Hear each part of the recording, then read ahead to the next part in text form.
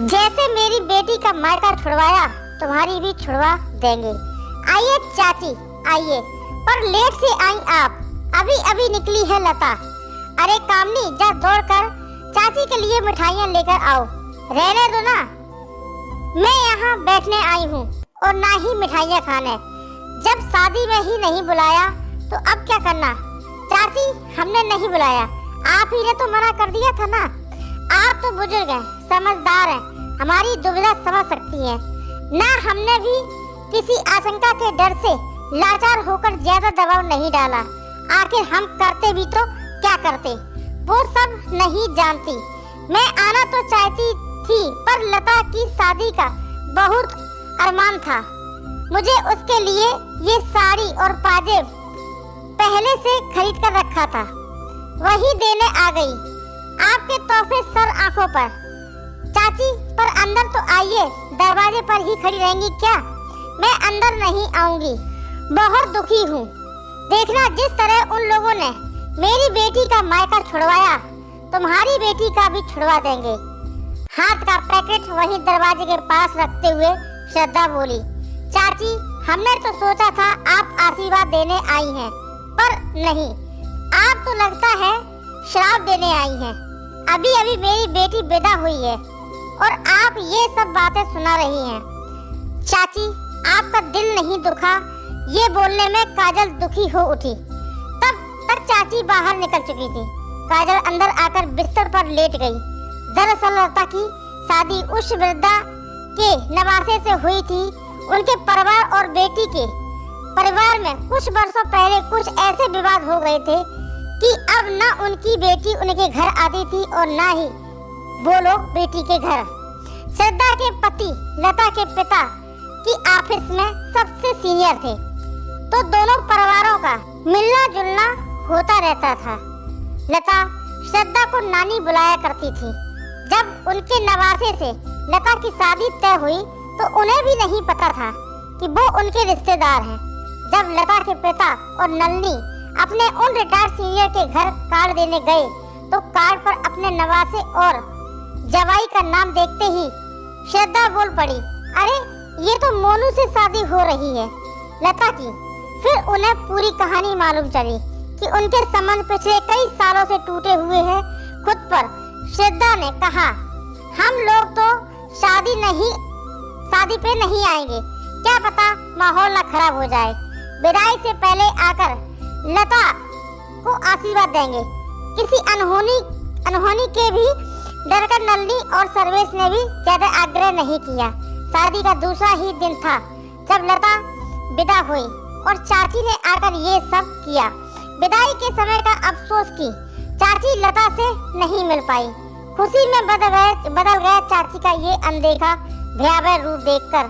घटना तो बीत गई, पर नलिनी के मन में घूम कर फिर वही बात आती रहती। चाची की तो फिर भी 3 बेटियां हैं, लता तो उसकी इकलौती बेटी है। वो छूट गई तो कैसे जिएंगे वो। और सर्वेश जी पग फेरों के रस्म के लिए आई लता बहुत खुश नजर आ रही थी। दामाद आशीष भी काफी हंसमुख थे और नलिनी और सर्वेश से बिल्कुल बेटों की तरह हंस बोल रहे थे, मजाक कर रहे थे। प्रियांशु और उसके दोस्तों के साथ क्रिकेट खेल रहे थे। घरेलू मदद करने वाली कामिनी को भी दीदी कह रहे थे। ये सब देखकर अंदर से घबराए नलिनी और सर्वेश जी को काफी सुकून मिल रहा था, पर लता की नजरों से माँ की मायूसी छिपी नहीं थी। 1-2 बार पूछने पर भी नलिनी टाल गई। जो लता ने सर्वेश जी से पूछा, लाडली से कितनी देर छिपा पाते, दामाद के सामने ही सारा वृत्तांत क्या सुनाया। पूरी बात सुनकर जहां लता सकते में आ गई, वहीं आशीष बच्चों की तरह तालियां बजाकर हंस पड़ा और बोला, हे भगवान, मेरी नानी के ट्रैप में आप लोग भी आ ही गए। और इसका मतलब अभी तक नानी में कोई सुधार नहीं है, जबकि जस की तस है वो। अच्छा एक बात बताइए, आप लोग क्या सिर्फ ससुराल वालों के दबाव में आकर कोई बेटी अपना मायका छोड़ सकती है? छोड़ भी दे तो कभी ना कभी कहीं ना कहीं से संपर्क करेगी ही, पर मेरी मम्मी ने स्वेच्छा से अपना मायका छोड़ दिया। पता है क्यों नानी? इसी तरह मौके बेमौके उठ-पटांग बातें बोल देने की वजह से, पश्चाताप की वजह से हमारे मामा की शादी में नानी ने दोनों मौसियों के बच्चे जो एक एक ही हैं को सामने से पूरा पूरा लड्डू थमाया और हम तीनों भाई बहनों को एक ही लड्डू की 3 भागों में तोड़ कर दिया। मैं छोटा था तो लड़ भी पड़ा था उनसे। ऐसी दुख पहचानने वाली अनगिनत छोटी छोटी हरकतें वो करती रहती थी मम्मी और पापा के साथ, पर माँ होने के नाते पापा और मम्मी ने फिर भी बहुत निभाने की कोशिश की।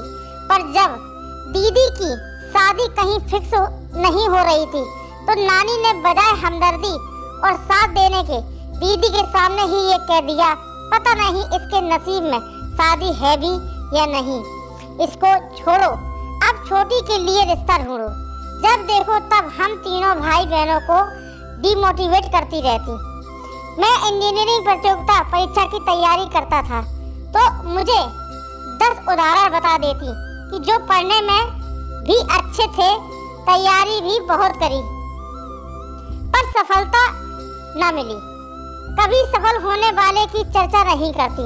उनकी ऐसी नकारात्मक सोच और विचारधारा को देखते हुए मम्मी पापा ने खुद तक को बर्दाश्त कर लिया, पर जब बात बच्चों पर आई, दूरी बनानी शुरू कर दी।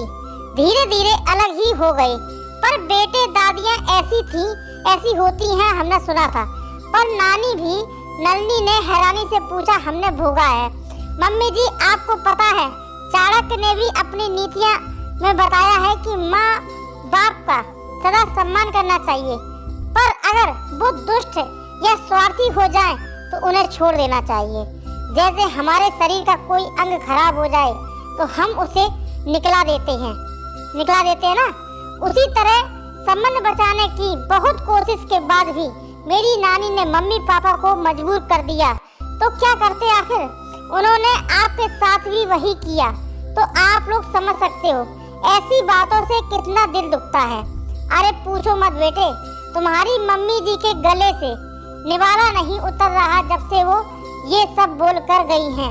मैं इन्हें इतना समझा रहा हूँ, पर मम्मी जी चलिए मुझ पर ना सही, आपको अपनी बेटी पर तो भरोसा होगा ना, उसे दी गई परवरिश और संस्कार पर तो यकीन होगा ना।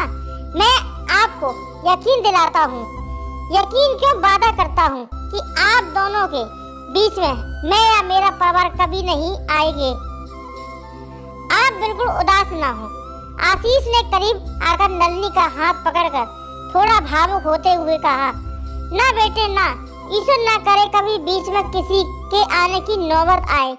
हमारे लिए तो जैसी हमारी बेटी वैसे आप सब ही हो। मैं अब खुश हूँ कि मुझे आप जैसा समझदार दामाद मिला।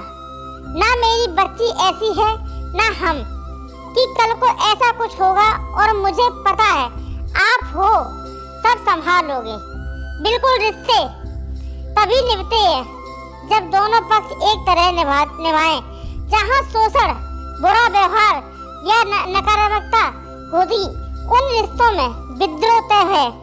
मेरी नानी को ये बोलकर क्या हासिल हुआ ये तो पता नहीं, पर हाँ, मैंने इसे चुनौती की तरह लिया है। आपकी बेटी और मायके के बीच के संबंध अब मेरी जिम्मेदारी है। नलनी, सर्वेश और लता तीनों के चेहरों पर खुशी और राहत की मुस्कान।